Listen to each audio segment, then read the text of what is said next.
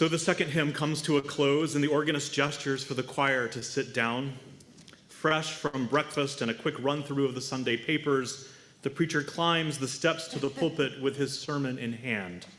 He hikes his black robe at the knee so he will not trip over it on the way up. His mouth is a little dry. He has cut himself shaving. He feels as if he has swallowed an anchor. If it weren't for the honor of the whole thing, he would just as soon be somewhere else. But in the front pews, someone turns up a hearing aid, and a young lady slips her 6-year-old a lifesaver and a magic marker. A college student home for vacation who is only there because he was dragged there slumps forward with his chin in his hand. The vice president of a bank who twice that week has seriously contemplated suicide places his hymnal in the rack. A pregnant girl feels life new stir within her. A high school English teacher who for 20 years has managed to keep his homosexuality a secret, for the most part even from himself, creases his order of service down the center with his thumbnail and tucks it under his knee. The preacher pulls a little cord that turns on the pulpit light and deals out his note cards like a riverboat gambler.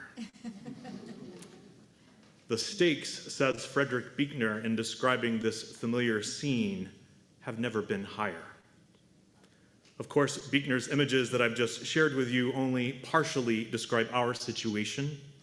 For instance, I did not cut myself shaving this morning, but the rest of it comes close enough to the truth of any given Sunday. Though the particulars of our experience may be different in the details, most Sunday mornings I do indeed feel as though I have swallowed an anchor. And I do feel that across some 20 years of preaching that I have come to know something of what it means to be that riverboat gambler dealing out my cards. For every time that I enter this pulpit, all of us are taking a gamble. Of course, in gambling, sometimes you win and sometimes you don't.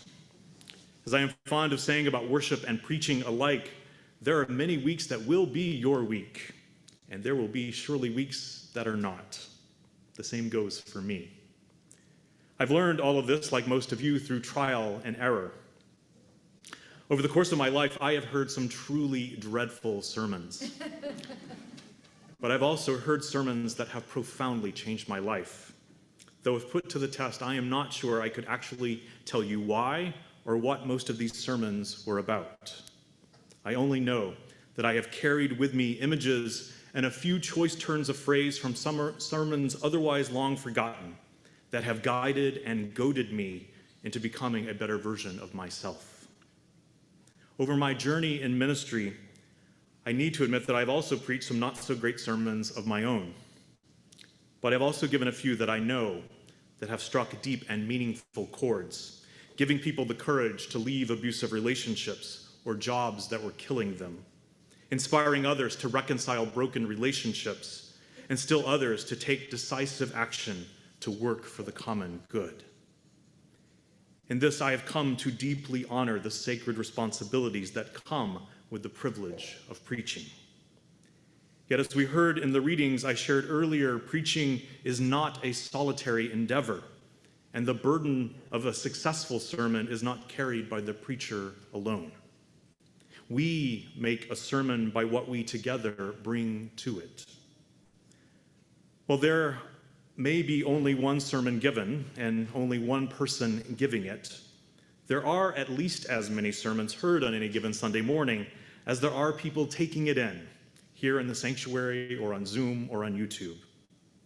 It is always fascinating for me to have people either in the receiving line or over the following week tell me what my sermon was really about.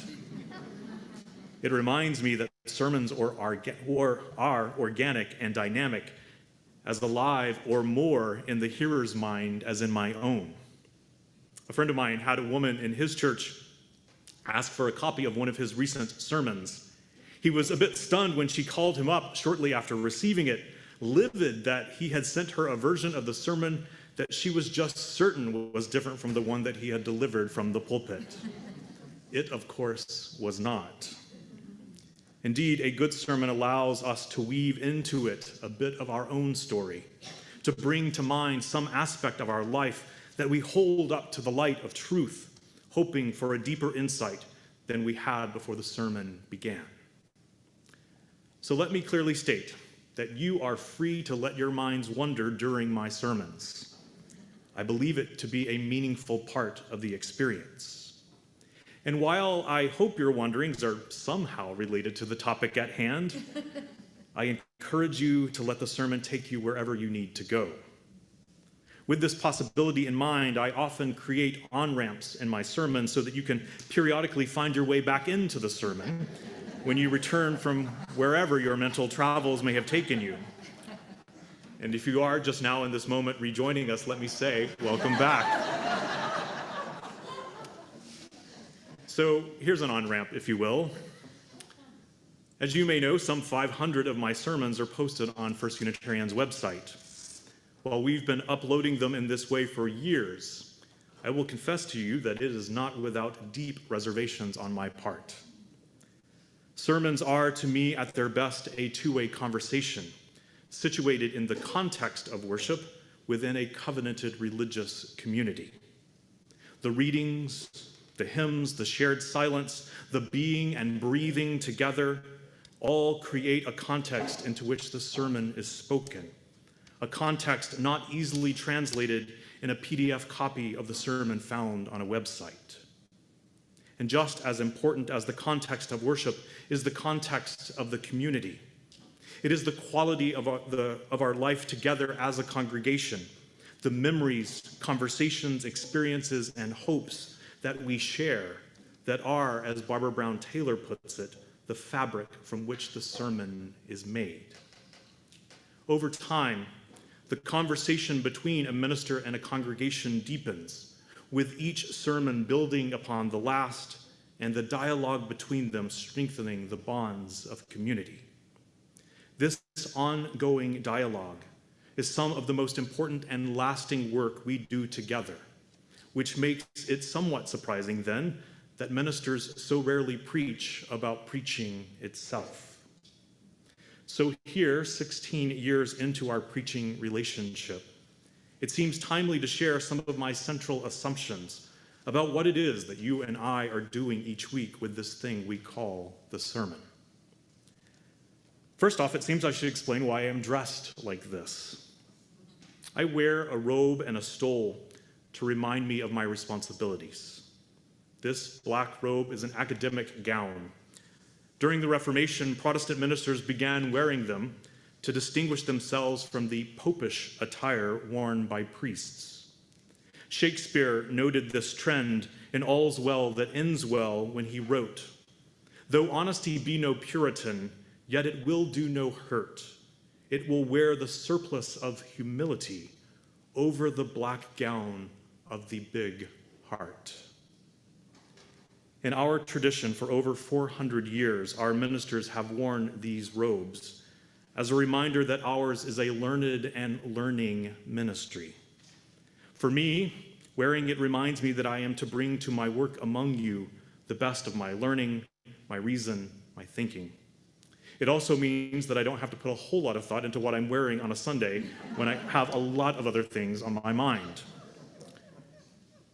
This robe, however, also has come to provide a thread of continuity. Not only is this the robe I wore on the day I graduated from divinity school, it is the robe that I wore on the day that I was ordained to ministry. It is the robe that I have worn as I have dedicated your children, as I have joined couples in marriage, and as I have buried the dead. Into this black gown of the big heart have been cried tears of sorrow and of great joy. And I wear it because all of that comes with me into the pulpit each week. For the germphobic, fear not, I do have it cleaned on a regular basis. This stole around my shoulders is an ancient symbol of ministry itself. The one I'm wearing today was given to me by this congregation on the day of my ordination in Boston. It was placed on my shoulders by Edith Burton, who had been on the search committee that invited me to be your candidate. To put on this mantle of ministry, or one of the other stoles in my collection, serves as a reminder of the vows that I took that day, that day that I committed my life to Unitarian Universalist ministry. So I wear these garments to remind me of my responsibilities to our tradition and to you. The second thing I want to say about my sermons may come as a surprise, and it's that I don't necessarily consider a sermon to be the centerpiece of the service. It's important, and it certainly merits my full devotion to its craft. The conventional wisdom is that every minute of a sermon requires a full hour of preparation between reading and reflection and writing. But my concern is that if any of you allow the strength and commitment of your faith to somehow hinge on the quality of a particular sermon, we all risk grave disappointment. In any given service, there are other elements of worship that can often minister to you as well or better than the sermon. One week it might be the meditation, another week the silence. One Sunday it will be the anthem from the choir and a children's story the next, or like this week, the strummings on a guitar by a toddler. So I encourage you to approach the overall experience of worship each week with an open heart and an open mind, because you never really know what might happen. One of our foundational beliefs as Unitarian Universalists is that revelation is not sealed. And I have certainly found this to be true sometimes up to the very moment that I step into the pulpit. Part of sermon preparation for me involves living with the topic for some time, being in a gestation period, if you will. Beyond my reading and research, I will often sprinkle ideas for upcoming sermons into conversations with many of you to see what responses they bring. This sort of sharing is helpful to my own creative process. Through the years, many of you have indicated on your way out on a Sunday that a particular sermon felt like it was being preached directly to you.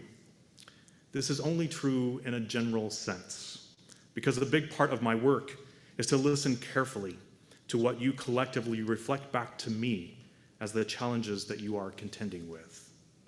For the record, I would never and will never preach directly at anyone.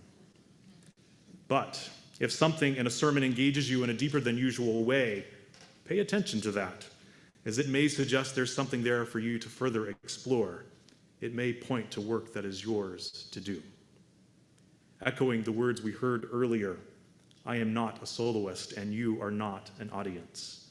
I am not a professional Unitarian Universalist and you are not amateurs.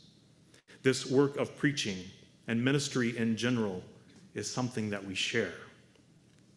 So more than anything, I want this pulpit to be relevant to your lives and to the times in which we live. Preaching is, for me, as Barbara Brown Taylor puts it, the thing that I love and fear and most want to do. With that, my job is to make as much sense as possible of the human condition and to draw on the best of our Unitarian Universalist faith in conversation with the wisdom of the world's religions, the latest discoveries of science, and the vital insights of our lived experience. To do all of this, you have extended to me what in our own tradition is called the freedom of the pulpit. In fact, these are the pertinent words in the letter of agreement between us. It is the basic premise of this congregation that the pulpit is free and untrammeled. The minister is expected to express his values, views, and commitments without fear or favor. This is the greatest gift a congregation can grant to its minister, and I am not aware of any tradition but ours that makes it such an explicit aspect of our ministry. A few years ago, I attended the installation mass of a Catholic priest in a nearby church. I had forgotten that as part of the liturgy, a new priest is required to recite the Nicene Creed as a profession of faith before the bishop and his new congregation. Listening to this priest speak of heaven and hell, virgin births and bodily resurrection, I was so grateful knowing that in our tradition, there is no such expectation that I profess a certain set of beliefs. As a minister, that is a privilege that I cherish and take very seriously. It is a privilege because I am given with the call to this pulpit the sacred right to speak the truth in love to you as I am best able to understand it. What this means to me is that our call to build up a better world demands of us that we use this pulpit for more than drive-by enlightenment or casual entertainment. I take with the responsibilities of this pulpit the charge to call you repeatedly to your best and highest selves, to challenge you to live lives of integrity and purpose, to help you to understand and cherish this faith that we hold together, and to inspire us all to reach out to the wider world, to labor on to create to the best of our abilities a more just and loving world. Along the way, I certainly have spoken difficult and uncomfortable truths that may well have angered or irritated some of you, but I've always done so with the utmost love and devotion for this congregation and for the faith that we share.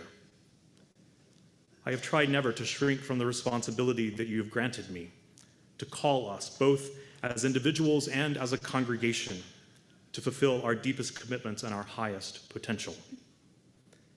Now, of course, in our free faith, we uphold alongside the freedom of the pulpit, the freedom of the pew. Blessedly, this means that you are not required or expected to agree with everything or anything a given minister might have to say. This way of being is unique and precious in the world of religion. It is what has helped us to change over time, intentionally becoming a living tradition. It has been said that if visitors from the 18th century were to appear among us, they would be baffled by most of our modern creations, but they would, more or less, recognize a sermon. This venerable form, minus an hour or two or three, remains largely unchanged from ancient days. One among us strives to speak to the human condition, while others listen intently for words that somehow resonate. At the same time, everything has changed. It is no longer the job of the minister, at least not for UUs, to hand down prepackaged truths from on high. There are no more absolute truths to be sold. Instead, we preachers take our place in the pulpit with a measure of humility in the face of all that we do not yet know, acknowledging the doubts of our hearts and the inadequacy of our words. But the saving grace in all of this is that this is work that we do together. As a colleague of mine is fond of saying, in our tradition, the sermon is never the last word on anything, but an invitation to further dialogue and discernment. So may this ongoing conversation lead us on to ever deeper understandings of ourselves and our faith. As for my part, by the end of my career, I will have likely preached roughly 1,000 sermons, adding up to more than 10,000 pages. At 300 pages apiece, that's 35 books. Sometimes I wonder what, if anything, will come of all of that work. But I take comfort in knowing that the answer is not up to me. Blessed be.